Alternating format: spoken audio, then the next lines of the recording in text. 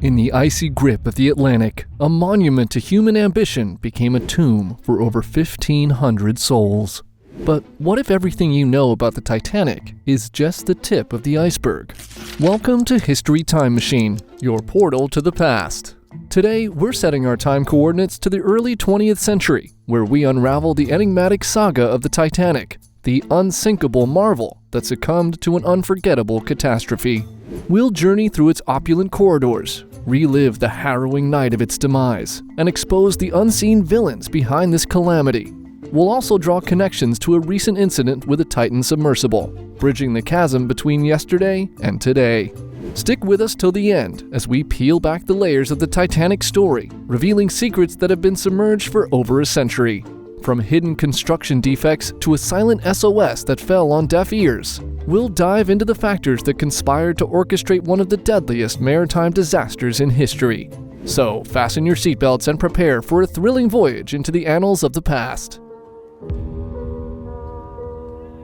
Let's rewind the clock and immerse ourselves in the splendor of the Titanic, a spectacle that captivated the world in the early 20th century. This majestic vessel, the jewel in the crown of the White Star Line, was a beacon of human innovation. Dubbed as virtually unsinkable, it was a testament to the cutting-edge engineering of its era. The Titanic, the second in a trio of Olympic-class ocean liners crafted by the White Star Line, was birthed from the esteemed Harland & Wolff shipyard in Belfast, Northern Ireland, a powerhouse of shipbuilding excellence. The Titanic was more than just a ship. It was a floating citadel of luxury. Its first-class facilities were the epitome of opulence. Imagine yourself breaking a sweat in a cutting-edge gymnasium, taking a leisurely swim in a pool, unwinding in plush smoking rooms, and feasting in upscale restaurants and cafes, all while crossing the Atlantic. Extravagant cabins adorned the ship, each a testament to the grandeur of the era. And for those who wished to stay connected, a powerful radio telegraph transmitter allowed them to dispatch messages across the ocean, akin to how we share our adventures on Instagram today. The Titanic was equipped with a self-sufficient water system, capable of heating and distributing water throughout the ship. In dire circumstances, it could even convert seawater into drinkable water. Insulated ducts circulated warm air, driven by electric fans throughout the ship, while first-class cabins were fitted with additional electric heaters for an extra touch of comfort. This behemoth was powered by 3 primary engines, each a marvel in its own right. 2 were reciprocating 4-cylinder, triple-expansion steam engines, and the third, a centrally located low-pressure Parsons turbine. Together, they generated power that rivaled an entire city's power station, a testament to the ship's extraordinary capabilities. The Grand Staircase, a breathtaking feature of the Titanic, was an exclusive privilege for first-class passengers. Descending from the boat deck to E-deck, this architectural marvel was crafted from solid English oak, its curves adorned with a wrought iron balustrade and a wooden handrail. At its heart, a clock encased within an intricate oak carving symbolizing honor and glory crowning time stood as a testament to the ship's grandeur. The ship's exterior was a masterpiece of pine and teak decking, while the interior ceilings were ingeniously treated with a coating of painted granulated cork to prevent condensation, a testament to the meticulous attention to detail. The Titanic, known for its luxury, was equally dedicated to safety and innovative design. Its key safety features included cutting-edge watertight compartments and doors, accommodating up to 48 lifeboats, emphasizing passenger safety. The ship boasted an intricate design with 16 main compartments, separated by 15 bulkheads above the waterline to avert total flooding. This design allowed the Titanic to survive flooding in up to 4 compartments, safeguarding the vessel's buoyancy. Yet, despite its impressive features and safety measures, the Titanic was not invincible. The causes behind the disaster are numerous and complex.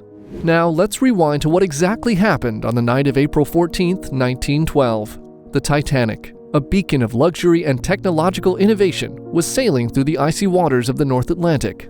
The night was cold and moonless, the sea calm. Passengers were nestled in their cabins, blissfully unaware of the impending catastrophe.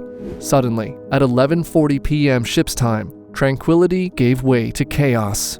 An iceberg, a silent predator, emerged from the darkness. Despite the crew's frantic efforts, the Titanic, the unsinkable ship, couldn't evade the collision. The impact was catastrophic, causing the hull to buckle and trapping a part of the ship. 5 of the Titanic's 16 watertight compartments flooded, one more than its design could withstand.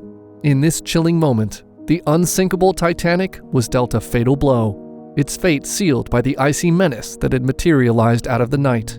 The ensuing 2 hours and 40 minutes were a whirlwind of chaos and panic. The ship, once a symbol of human triumph, transformed into a scene of unimaginable horror.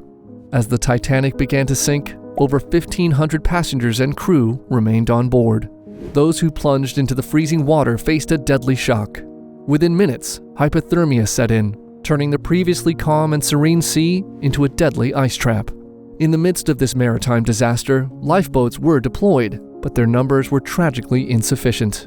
The agonizing process of prioritization ensued, with women and children ushered forward first, leaving many men to face their fate on the doomed vessel. The night air was pierced by gut-wrenching screams and cries of those left behind, their despair echoing through the darkness. Eventually, an eerie silence replaced the cacophony, serving as a chilling testament to the tragedy that had just unfolded. In the wake of the Titanic's disastrous end, the RMS Carpathia, having picked up the ship's frantic distress signal, raced to the scene. Yet the merciless march of time, as cold and unforgiving as the icy waters, had already sealed the fate of most on board. Of the estimated 2,240 passengers and crew, a mere 706 were saved. This monumental disaster took the lives of 1,534 individuals, etching the Titanic's name in history as one of the deadliest peacetime maritime disasters. The end met by the victims was as diverse as it was heartbreaking. Some were engulfed by the ocean's depths, others fell victim to hypothermia, and some tragically died from injuries inflicted by falling debris. While the exact toll remains shrouded in mystery, around 340 bodies were recovered from the wreckage, leaving an estimated 1,160 unaccounted for. The first search vessel, the Mackay Bennett, embarked from Nova Scotia, Canada 3 days post-disaster, reaching the wreck site a week later. Astonishingly, many of the retrieved bodies were relatively unscathed, despite the ocean's vast expanse. The sinking of the Titanic was more than a maritime catastrophe. It was a human drama on an epic scale. It served as a stark reminder of nature's raw power and the frailty of human life. However, the iceberg was not the sole villain in this tragedy. The threads weaving this disaster are as complex as the ship's blueprints, and the story starts at its very inception. Let's begin with something seemingly insignificant: the rivets, or as some might call them, the nails. These humble components, numbering over 3 million, were the backbone of the Titanic structure. Each one was manually hammered into the ship's hull, a grueling task. However, it's believed that some of these rivets, particularly those in the bow and stern, were of inferior quality. The unique curvature of the ship made it difficult to use hydraulic riveting machines, potentially leading to weak spots in the Titanic's armor. Just 10 days before the Titanic set off on its doomed journey, a fire ignited in coal bunker number 6. This fire, a relentless and insidious beast, weakened the ship's steel hull plates, leaving her susceptible to the iceberg's deadly grip. The fire's intensity even caused the ship to list, a subtle yet significant tilt that could have affected her navigation, hindering her ability to dodge the iceberg. Whether the fire was extinguished before or after the ship set sail remains a contentious issue. Regardless, its impact on the Titanic's fate was significant, setting the stage for the iceberg's devastating strike. Equipped with only 20 lifeboats, the Titanic was ill-prepared to ensure the safety of its 2,209 passengers and crew. This decision, although in line with the safety regulations of the time, was woefully inadequate for a ship of such immense size. Aesthetic considerations also influenced this choice, as fewer lifeboats meant unobstructed views and a more visually pleasing profile for the ship. The assumption that the Titanic could stay afloat long enough for rescue vessels to arrive and transfer everyone to safety proved fatally flawed. The nearby ship, Californian, despite receiving ice warnings and witnessing distress rockets, failed to render assistance promptly. Other potential saviors were simply too far away. The Titanic, contrary to all exceptions, succumbed to the icy depths far quicker than anyone could have predicted. This miscalculation led to a dire shortage of lifeboats, amplifying the scale of the disaster and leading to a chillingly high death toll. On that fateful day, the Titanic was bombarded with a flurry of ice warnings from neighboring vessels, including the Californian. Tragically, these warnings fell on deaf ears. The Titanic's chief wireless operator, Jack Phillips, was swamped with messages from the elite passengers. When the final ice warning from Cyril Evans of the Californian came through, Phillips brushed it off. This fatal miscommunication led to the Californian shutting down its radio for the night, mistaking the Titanic's desperate distress signals for celebratory fireworks. As a result, the Californian's rescue efforts were tragically delayed. Adding to the calamity, the lookouts perched in the Titanic's crow's nest were without binoculars for the voyage. The key to the binoculars case was inadvertently taken ashore by the ship's previous second officer, David Blair, who was unexpectedly removed from the crew. Without the aid of binoculars, the lookouts were unable to spot the looming iceberg in time to avert disaster. While the sinking of the Titanic has been shrouded in myths and conspiracy theories, such as the mummy's curse or a deliberate sinking for insurance money, these claims have been debunked by historians due to a lack of credible evidence.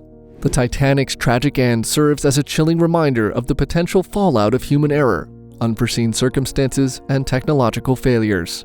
It forces us to ponder the perils of overconfidence in technology and the critical importance of stringent safety measures. Recently, we faced a haunting reminder of the Titanic tragedy with a similar incident involving the Titan submersible, which tragically imploded during a dive to the Atlantic seafloor, claiming 5 lives. The ongoing investigation into this event emphasizes the critical importance of stringent safety measures in deep-sea exploration. Both the Titan and Titanic disasters highlight the peril of overconfidence in technology and neglect for safety, stressing the need for meticulous safety protocols and risk mitigation. As we push the limits of exploration, we must never forget to prioritize safety over ambition and progress. However, our voyage into the heart of the Titanic story is far from over. In the next part of our series, we'll shift our focus from the ship and iceberg to the human side of this catastrophe. We'll unearth hidden stories and explore the enduring effects of the disaster. So stay tuned to History Time Machine. We'll see you next time.